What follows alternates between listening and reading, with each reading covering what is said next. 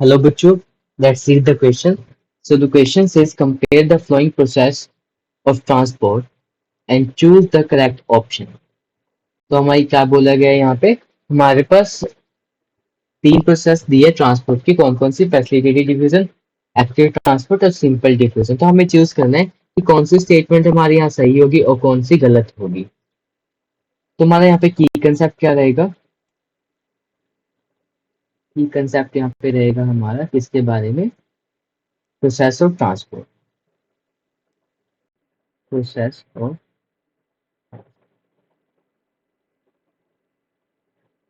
देखो ट्रांसपोर्टेशन जब हम प्लांट में बात करें तो बहुत सारी हमारी प्रोसेस हमारी यूज होती है ना तो अब हम बेसिकली किस तीन प्रोसेस के बारे में बात करेंगे जो है एक फैसिलिटेटेड डिफ्यूजन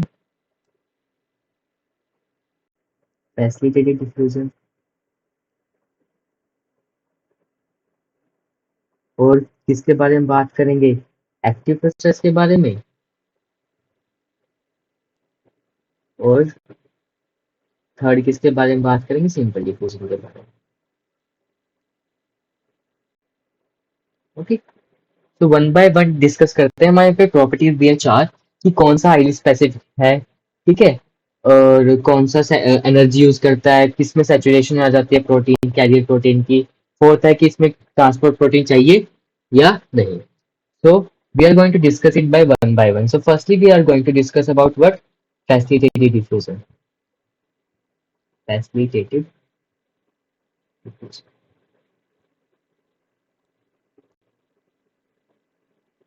अगर मैं फैसिलिटेटेड डिफ्यूजन की बात करूं तो ये अराइज क्यों हुआ था जैसे क्या होता है हमारे सिंपल डिफ्यूजन में हमारा हाइयर कंसंट्रेशन से लोअर कंसंट्रेशन में हमारा मॉलिक्यूल ट्रैवल कर जाता है without the expenditure of energy बिना किसी एनर्जी के यूज के अब क्या हुआ हमारी जो मेम्ब्रेन थी वो लिपिड की बनी होती है जो लिपिड सोल्यूबल सब्सटेंस है वो आसानी से क्या कर गए ट्रांसपोर्ट कर गए तो यहाँ पे लिख सकते हैं जो लिपिड सोल्यूबल थे ना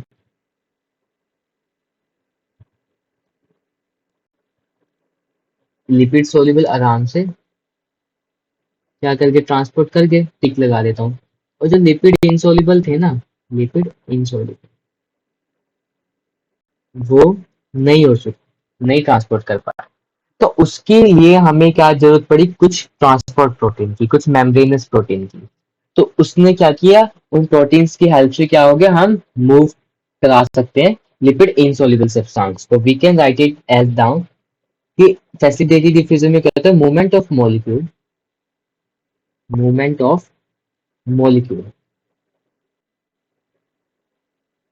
movement of molecule from higher concentration to lower concentration from higher concentration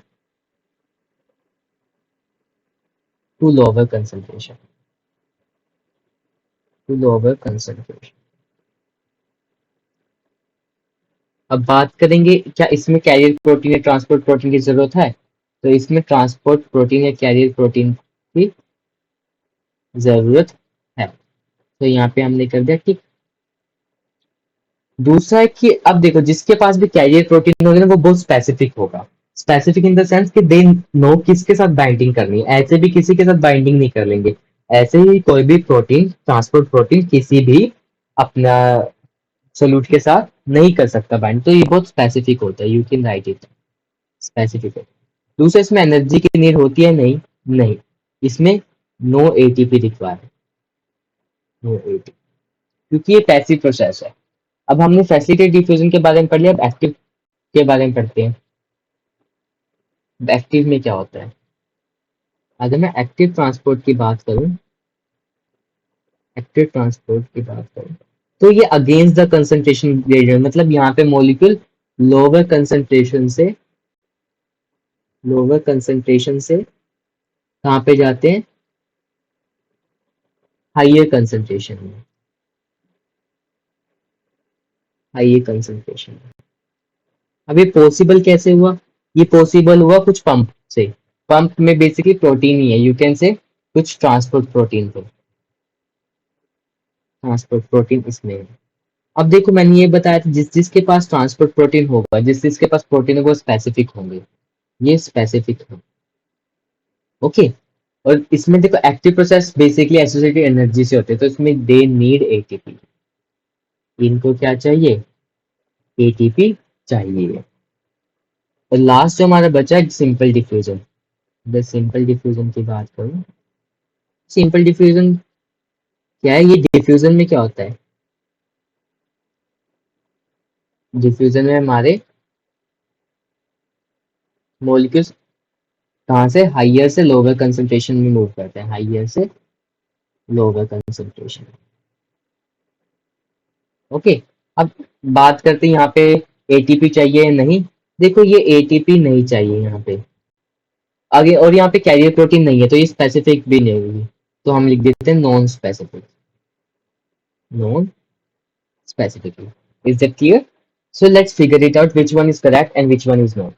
हाँ, अब एक सैचुरेशन पॉइंट का भी रह गया। देखो क्या होता है, जैसे हम मान लो मेरे पास 5 कैरियर प्रोटीन है, अगर 5 के 5 में कैरियर प्रोटीन बिजी हो गए तो क्या एक सैचुरेशन आ जाएगी? क्योंकि कोई, अगर आप व्हीकल की बात करो, अगर ट्रेन में या फिर बस में अगर 50 पैसेंजर की सीट है तो 50 ही आ जाएंगे ना। 50 सीट्स को हम किस तरह कर रहे हैं? प्रोटीन की तरह यूज कर रहे हैं, तो वो 50 सीट पे 50 पैसेंजर आ गए, उसके अलावा नहीं है, तो एक सैचुरेशन आ गई, उसके अलावा और कोई पैसेंजर आके नहीं ट्रेवल कर सकता। तो पहले स्पेसिफिक बात करते हैं, तो स्पेसिफिक कौन होंगे? स्पेसिफिक वही होंगे जिनके पास प्रोटीन है। तो फैसिलिटेटिव के पास होता है प्रोटीन, यस। एक्टिव ट्रांसपोर्ट के पास होता है, डिफ्यूजन के पास नहीं है, तो ये स्पेसिफिक नहीं है। बिल्कुल सही।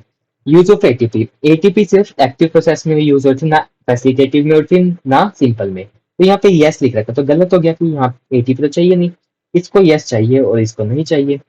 अब सैचुरेशन पॉइंट उन्हीं का आएगा that which they process carrier protein. तो किस किस के पास है कैरियर प्रोटीन? फैसिलिटेटिव के पास है, इन्होंने यस लिख रखा है। एक्टिव के इन्होंने नो लिख दिया, बट इसके पास तो होते हैं। सिंपल डिफ्यूजन में यस लिख दिया, बट इसके पास तो नहीं होते, तो ये भी गलत। रिक्वायर्ड ट्रांसपोर्ट प्रोटीन किस किस में चाहिए? फैसिलिटेटिव में चाहिए, इन्होंने हाँ लिख रखा है। एक्टिव को भी चाहिए, बट इन्होंने नो, इसको भी नो। तो हमारी सर फर्स्ट स्टेटमेंट बेसिक, हमारी जो क्या है फर्स्ट स्टेटमेंट ठीक है ये। हाँ, क्योंकि उसको स्पेसिफिक नहीं है, उन्होंने नो लिख रखा है, तो ये सही हो जाएगी। तो हमारा आंसर यहाँ पे क्या हो जाएगा? देख, हमारी फर्स्ट स्टेटमेंट ओनली किसमें? डी में, ठीक है, तो आंसर हमारा क्लियरली डी हो जाएगा। Okay, hope you understood that. Best of luck.